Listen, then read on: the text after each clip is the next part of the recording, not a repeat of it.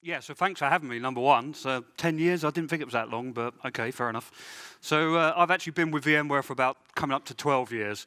And I'm the chief technologist for end-user computing, or what we now call the digital workspace. So I'll make no apologies for that. We keep using that phrase constantly. But there's a good reason why I'm going to talk about it today, and there's a good reason why I think you're going to walk away from this and go, now I understand what VMware's digital workspace is versus everybody else's. But yeah, I've been probably in IT now 20 plus years, and pretty much all I've done throughout my whole career is just literally talking to users. And I started off life in a support desk, came out of school, university, went into there. I actually redesigned a stock control system for a bakery back in the day. I was a part-time working in a supermarket. And I'll talk about why that might be relevant later on as well, actually, if you're wondering. But yeah, literally been in end-user computing for 20 plus years. So hopefully I can talk about it. Now, what's quite interesting is I see a lot of repeating things going on that I think are very relevant at the moment. So most of my presentation is going to be about what I see, what I'm talking to customers about, what I'm seeing in the industry. I will talk about what we do specifically in end-user computing. I'll probably talk about some futures later on. But yeah, that's what I'm going to go through. So hopefully we've got enough time to do that, because I think I've got about 30 minutes. And normally I do this deck more in an hour. So, good luck. Right, usual disclaimer. Apart from I've added a couple of things up the top. Hopefully you can see those. I will be talking about some buzzwords, and for this to work, anybody seen the Lego movie? Damn, that means 90% of you won't get these jokes. If the rest of you, hopefully you've seen bits of it, right? So, and it will make sense why I put that in there, but yeah, we'll talk about that. However, I have got some landmarks that should resonate as well. Anyway, I will be talking about some future stuff later on, so just bear with me on that one, because some of this stuff is kind of what we're thinking, and give you an art of the possible where VMware's going. So I'll put this one up here as well, because I need a slide, first of all, that I haven't seen Simon's presentation today. Deeply jealous, Simon, so I'm going to take some pointers away with it. Anybody seen this at the moment? It's been doing the rounds on LinkedIn and Facebook and etc. Anybody seen this? Other than the fact it's a little bit funny, it gives me a good barometer of what the age dynamic is in the room if you understand the term facts. That's my main bit. Then I can then focus the jokes a little bit more on that side of things. And for those who don't know what a fax is, well, yeah, 25 years ago, maybe. So it gives you a kind of point to where I started my career off on. So to start off then, I've sort of adjusted this slide, but I've kept it the same for the last 2 years. So if anybody has actually seen me present, I'll make no apologies. I've kind of used this slide before, but I have changed it along the way. So one of the things I often get asked is, okay, you're talking about digital workspace, Spencer. VMware's talking digital workspace. Everyone really has got a digital workspace. I don't know if you've heard out there, there's quite a few people that talk about the digital workspace. And I'm sure you've had a lot of people come to you and go, we've got a digital workspace for you. Our digital workspace does this. But there is no real proper terminology for what a digital workspace is. And what I thought I'd do is actually take it back to how we've been predisposed to talking about certain users doing certain things in a certain way that we've done for a long time, all kind of emanating from the office, right? So we all sort of think about the office. And everything we've done as IT, because I used to look after desktop management for a bank, I kind of thought of users as, they're the people we don't really want to have to speak to. We used to get locked away in the cupboard. And then every now and again, users got in the way. Right? I mean, that's kind of how we treated them. But when we did that, they were basically in the office. And I used to joke that you used to give people devices. Most of the time, they were under the desk. And then sometimes some of them had handles. They still didn't really leave the office, but you gave people laptops that sort of just stayed in their docking stations most of the time. But the whole reason I talk about this is a lot of people still think of the digital workspace as something to do with the office that we take out into other places. And we do mobilization of stuff we do in the office. And don't get me wrong, there's a lot of that still. But from our perspective, the digital workspace is about taking people that, if you think about it, 5, 6 years ago, may not have even had a device. So I always use the retail example. 4 or 5 years ago, if I went to go and get a pair of shoes, I'd probably go there and say, right, I'm a size 9, UK size 9. And they disappear behind, and then maybe 20 minutes later, oh, we don't have your size, sir. And you probably disappeared by that point and gone somewhere else. Now, if you go into these places, they're probably going to customize the actual shoe on the fly for you. I mean, we're working with a large provider, let's put it this way, of footwear, and they can actually kind of right-size the shoe for you on the fly. right? So when you go in there, and yes, they've got some shiny devices, but the customer experience of the person that's delivering that service at the end of the day, that's the thing that's changed, right? So that whole, if you think about it, our retail experience, a lot of it's online. The touch point, i.e. if you're the person providing that service, that's the thing that's got to be really, really key now, right? So a lot of what we do now is providing people to give a better customer experience, or if you like, your users or your end users, customers, consumers, of what we then actually provide in terms of the service. So you need to make that experience the best ever. And what I'm seeing at the moment, especially in retail, but in other places as well, banking, etc., is how can I make that customer experience really, really good? And a lot of the time, we're actually making people that, it's going to be a bit tough how I say this, but have you heard of the word smart colleague or term smart colleague? Is anybody hearing that? And the idea here is that people that used to only do one thing, now we're giving them smart devices so they can do more things. So a good example in retail is that you go up to somebody and say, I'm going to use my bread example here. You go up to somebody and say, right, where's the bread? And they go, oh, I'm on the frozen counter. I can't tell you what that is. I only look after the frozen bit. Now, what we're seeing in retail is somebody that's, oh, I don't work on that department, but let me have a look. Oh, actually, it's over there. And by the way, we're actually selling, I don't know, bloomers for 20% off, and actually if you come back in next week, we've got another promotion. So it's how you can change that, end point where you actually look after customers. So healthcare has always been a long-term thing for us. We've done a lot, especially in VDI, around how we can reduce the time it takes for doctors and nurses to look after patients. So if they're spending, I don't know, 2 minutes every day just logging on to get a patient care record system, that's 2 minutes they can't spend with a patient. So there's an obvious deep kind of how we change the experience there, especially from the doctors and from the nurses' perspective. But if you think about it, that's where the value add is now. So Joe talked about there's going to be a lot of change in the industry, a lot of things around middle management. I actually think there's going to be more of a re-emphasis on the customer experience. And the way that you equip those users or the people to then deliver that service is going to be really, really key, all right? And when I was getting back to this is, you think about that now, that's not just the office, right? Yes, you could have somebody who goes out there, he has an iPad or she has an iPad and she, I don't know, sells insurance, maybe. Maybe it's on a Windows 10 desktop, but it doesn't necessarily have to be. It's looking after the entire kind of digitalization of that customer experience. So other examples, we're working with some petrochem people, and the idea there is that they can go up an oil rig and they can actually look after the torque wrench settings without having to get a phone out. Right, so they're using, in this case, they're using some wearable devices that lets them actually look at the schematics without having to actually get a device out for obvious reasons, health and safety. This guy here is actually on a production line, so if you don't need to have your hands looking at something, they're free, so you can get on and be more productive. Now, the reason I put this out there is when we think digital workspace, that's what we think. We think about that whole piece, not just the office. So hopefully that kind of makes sense. I just think that a lot of the time we get dragged into this whole, it's all about the end user that's doing stuff in the office, but now they're doing it outside the office, right? Hopefully that makes sense. Right, now, so the next thing I'm seeing is the way that we employ people and the whole demographic and the whole dynamics of that has changed as well. So, okay, I've been with VMware a long time, but there's a lot of people that will only stay for months. Whole contractor model, right? Got here, bring your own. I'll talk about bring your own later on, but bring your own tools. But the point there is, there used to be this association between if you joined a company for X amount of time, that's how you sort of equipped your end users. If you think about it, I remember giving people a laptop that had been around the block, let's call it been around the block, been battered quite a few times, got returned, goes into the asset register, goes back into the cupboard, new person joins, you just give them, oh, what's next on the list? You just go and get them the same laptop, it's probably been used 5 times already, re-imaged 7 times, and it goes out to the next person, right? Now the point there is, that's how we sort of still look after users. But if you're a contractor, maybe you don't want to bring or use that particular device. Maybe you want to bring your own device. And the reason I'm saying this is the whole way that we equip and look after and manage users is sort of been born out of things that we've done for a very, very long time. And I think the challenge I'm seeing is how do we help customers look at the new ways that people are working, the new ways that we need to enable them, and then looking at the way that they manage them, right? So a lot of change in the industry. Really quickly, because I feel like I need to put a slide up that's got some stats. There is a whole 147-page document you can download that I'll send the link out or give it to Barry to send to everybody. But the point here is, when we went out to a lot of customers, I think it was like 2,000 we spoke to. I think they was across 16 different countries. There was a disconnect between the CIO level and also the end users, or the people at the coalface, if you like. Basically, the CIOs and everybody at the leadership level thought, yes, we've got great technology. Everybody loves it. Our devices are brilliant, and yeah, it's a superb experience.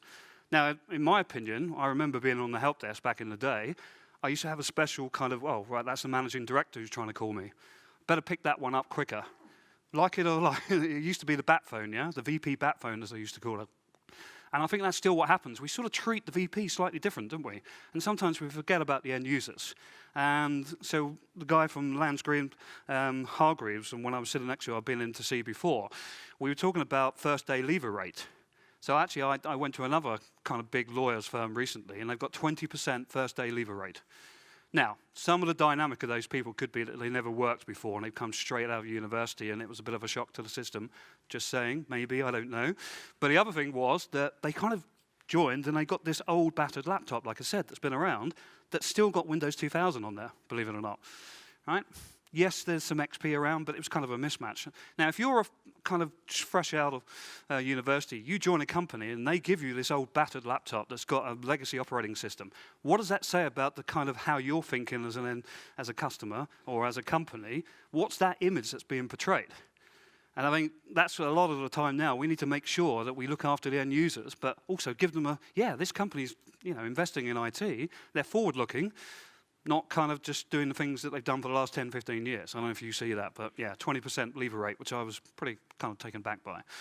Now, the key to this report was that if we give end users, now, here's the thing, I'm going to stop calling them end users at this point, because actually, we'd like to think of them as colleagues.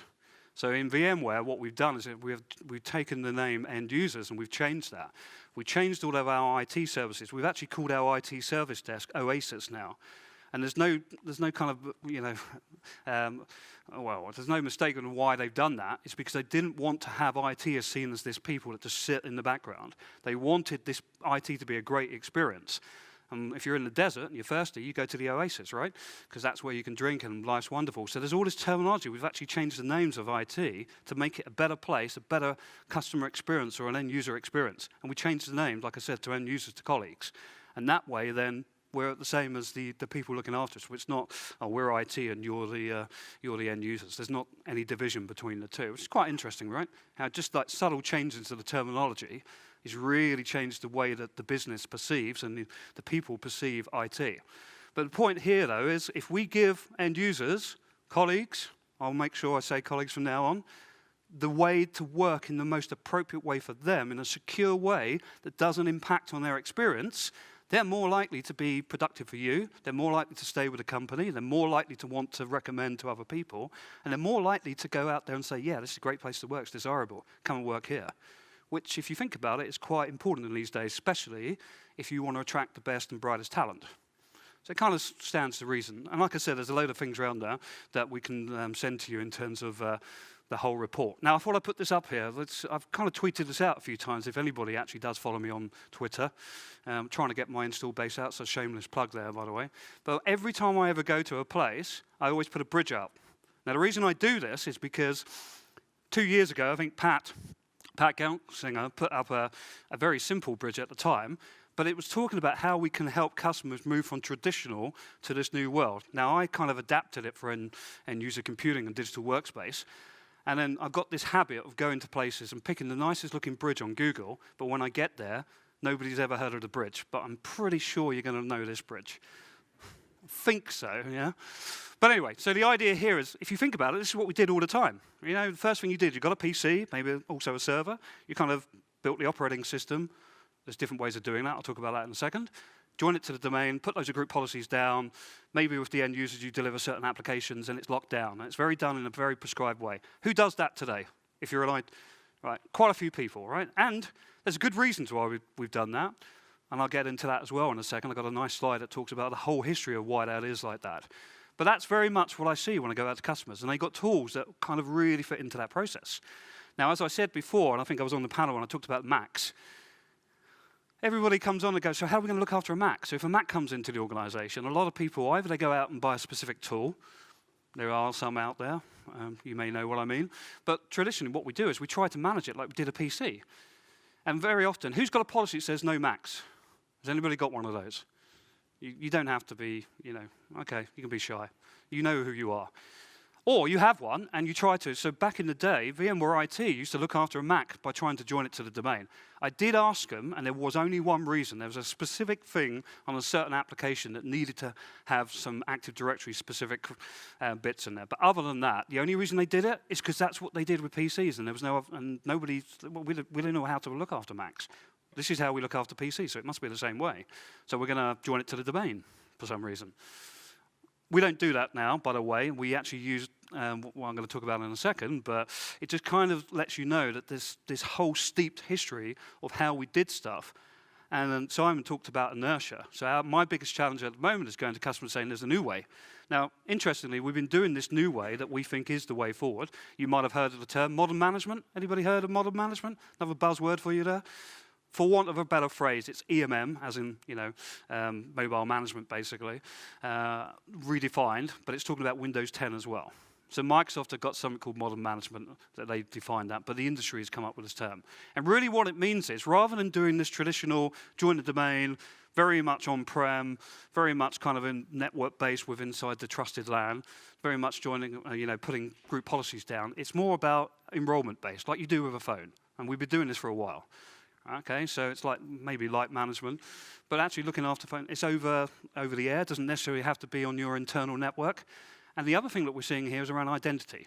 So making sure the user is at the heart of it. Right, now there's a reason why that's really important. Because if you think about it, if I go to log on and I'm a user that's got multiple devices, and let's be honest, how many people have got 3 or 4 devices at least?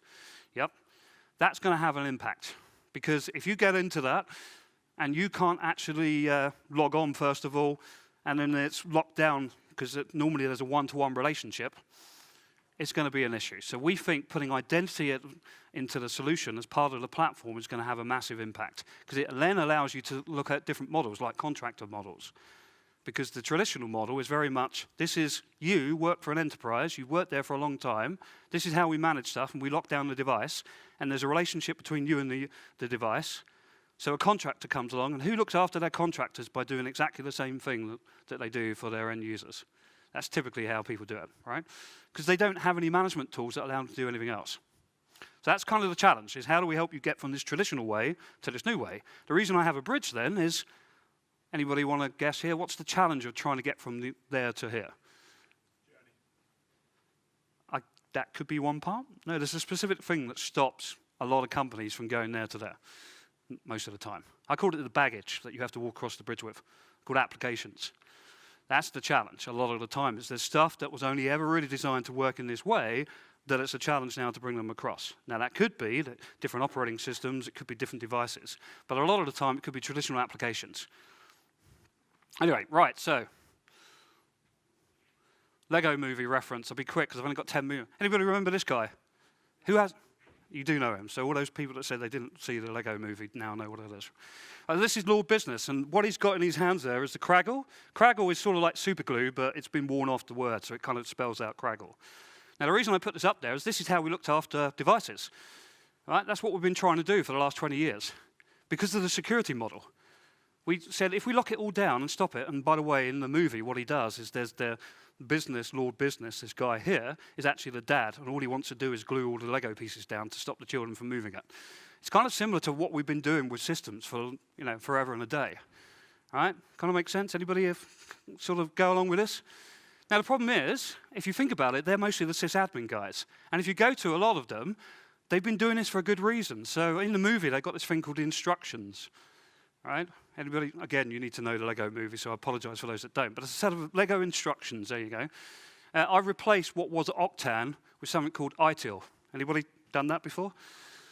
Right?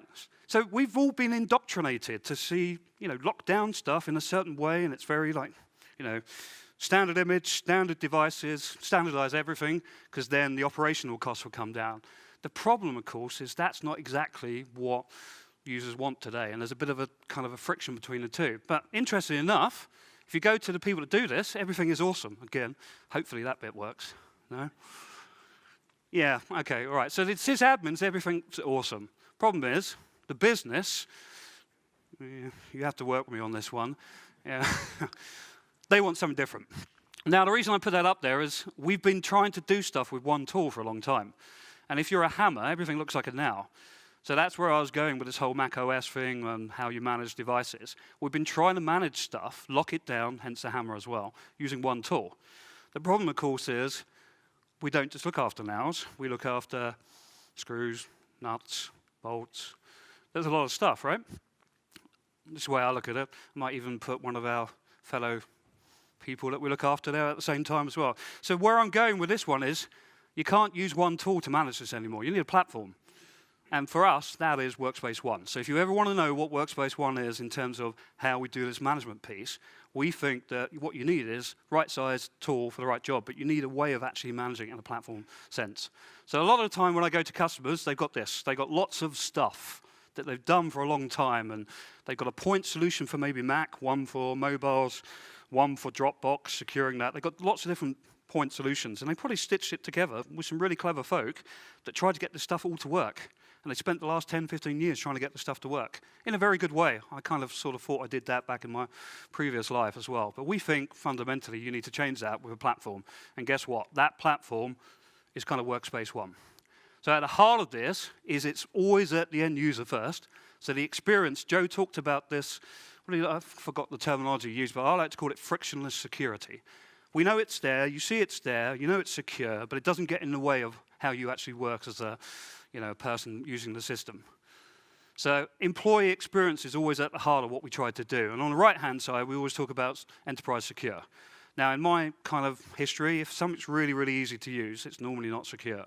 And if something's really, really secure, it's not very nice to use. So one of the things we try to do here is balance the two. And if anybody has actually, I should ask the question, who is actually using Workspace ONE? So hopefully those three over there will all come and tell you how amazing the experience is. We all use it internally, by the way, and we get a bit blasé about how good the experience is. But end user at the heart of it, or colleagues. Modern management, as I talked about. Obviously, virtualization is still there. And I will talk about VDI in a second, because VDI is heavily important. And if you think about the bridge, it plays a big part there. But the bits we're moving into now, and we sort of touched on this earlier, and I said I would tell you about this, is we need to now understand a lot more what's going on. We've got more devices coming into the business, whether they be corporate-owned, not corporate-owned, and we need to understand what's going on. And because it's so much bigger, we need to automate some of that stuff. So Workspace ONE Intelligence is the way that we can then take all that information in and look at that and kind of make sense of it. And very lastly, I also talked about security. So anybody, don't worry, because I live in Brighton here, so you would have to have a deep knowledge of Brighton tracks and railways. But that's basically Clayton Tunnel, which reportedly is haunted, by the way. But that's kind of, for me, that's what we did for external access, right? So you think about the office, as I was going back to, and if you want to give people access to stuff to get stuff done in the office, but then they go outside, how do you do it? You normally give them a VPN, right? So that's my sort of like, it's a tunnel, VPN tunnel. But the interesting thing here is I couldn't get a picture of this, but on the left-hand side is a motorway. And the irony about that is there's multiple ways of getting into Brighton. And I think Joe said as well that actually if you put stuff up, users will go, well, that's kind of hard, so I'm going to go the other way. And they'll just go around it anyway. But this is typically how we look at stuff today. And this is all built on this layered kind of perimeter-based firewall security model we've had in place for a long time. So one of the things, and I made a flippant comment about zero trust, is we're looking at a different way that you allow people to actually get access from an end user perspective. I'm not talking about the entirety, because sometimes there's other models that work for that, but when I'm talking specifically about people getting access to systems and applications, we believe you need to start off with an approach that says trust nobody. Right? Now, one of the things about zero trust in the context of what we're doing here is the fact that there is no concept of a trusted LAN for a user. Everybody is treated as if they're all really bad, right? And what they have to do is they have to prove who they are as they go through to get access. So the first thing we did is said, well, we've got identity baked in. Let's ask the users, do I trust Spencer? Well, I kind of know it's Spencer, but actually, I need to check it's Spencer. So we bought a company about 6 months ago called E8. It kind of went under the radar, but we've been sort of baking it into the solution. Hopefully, we talked about this at VMware. Hopefully by early next year, we'll have it as part of the solution. But the idea here is we do behavioral analytics. So Spencer logs on normally in Brighton about 9 o'clock on a Monday. Suddenly, Spencer's logging on multiple times in Hong Kong and Australia in an internet cafe on an unknown device. Yeah, that could be an issue. So we might need to throw up some extra authentication. Next thing, he wants to go and have a look at some apps. So I noticed there's some people here that we work with as well, outside in the solution exchange bit. But we need to make sure the apps are okay, because Spencer's now, I trust Spencer, but do I trust the apps? So maybe we need to go off and ask some other people, do we trust the apps? And also, for instance, Office, do we need to make sure that we can't do copy and paste and stuff? And we need to put some controls in. Because maybe Spencer, I trust him, but I don't trust him with this particular document. And then we get to the endpoint, say, well, okay, now I trust Spencer, I trust the apps, but do I really trust the device? Now, there's a quick check there. I could just say, go and check Workspace 1. Is it enrolled? Do we manage it? Yes or no? Is it corporate? And you can see how we build up. And one of the keys to zero trust is you never let anybody kind of have what I call like a token access for more than, say, seconds. So rather than you do this and you do it once and you're trusted for X amount of time, we keep asking all the time. And the idea here is, finally, as well, the last piece to this is with the network stuff. So we trust Spencer, we trust the apps, we know the device is managed. Not sure about the network. So maybe with integration in with the likes of NSX, let's automatically put this, micro-segmented firewall around it. But we're building up as we go. Now, the reason we do that is because then we don't have to worry about the user, we don't have to worry about the device. We can deal with these different models. And for us, that's one of the key things here, is changing that way that we think about security. Because the old model is very much lock it down, prove access. Once you're in, you're good to go, and you can do whatever you want, right? We don't think that's going to work for how you want to give what we call a digital workspace to these users now. So Lego kind of references away. Has anybody seen this? You haven't got time to have a look at the whole bit. I've done a couple of videos on this that are on YouTube, so I talk in a bit more depth. But the reason why I put this up here is everything I just talked about. I don't often go to customers and they say to me, we don't really trust what you're doing. We don't like your vision. That's not really what we want to do. Right? A lot of the time they say, yeah, we're kind of on that left-hand side. If you remember the bridge, we're on this left-hand side, and this is how we did things traditionally. We're sort of doing some stuff in the middle, but everybody wants to be on the beach. Right? The beach here, so to give you some examples here, it's a self-service device bar. It's a self-service application. You can use your own devices. You can even go and work. You can't see that down the bottom there, but somebody sitting in a dinghy on a laptop securely working away. The security people are sort of on the beach there, but they're looking over things. They're not in the way, but they're making sure you're safe. That's kind of like how we see that this new experience for end users should be. They should be able to do what they want in the most productive way for them, in a way that's the most secure, but it isn't getting in the way of what they're trying to do. The challenge, of course, is a lot of people are still there. So half of what I talk about with customers is how can we help you get from there to there. So your thing about the journey earlier is true. There is a journey that we have to go through. This isn't going to happen overnight. So pretty often I go to a customer and they say, I've got a project. It's called Desktop Transformation or Workplace of the Future or Desktop 2020. If you have any of those projects internally, you know exactly what I mean. And it kind of gives you an idea where a lot of customers are. They're sort of thinking about this. Some of them have got a strategy. Some of them are sort of in the middle of doing stuff, but maybe they're doing Win 10, Windows modernization, EMM. They got bits of it, but no one's done the whole piece. So what we're trying to do is help customers, along with our partners, about how do we get them from here to there. Now, I do have some more stuff, but I didn't have time, but I think that's probably a good place because I'm getting a lot of things to say, shut up, Spence. But if you want to come and see me a bit more, and I see an old face that I haven't seen for a long time. Yeah. Not old, but an old as in, yeah. But if you want to come and see me, I'll be around all day, and I can go into a bit more detail. But hopefully that gives you the why, what we're seeing, and how we're trying to help customers get around it. And with that, I think it's lunch, right?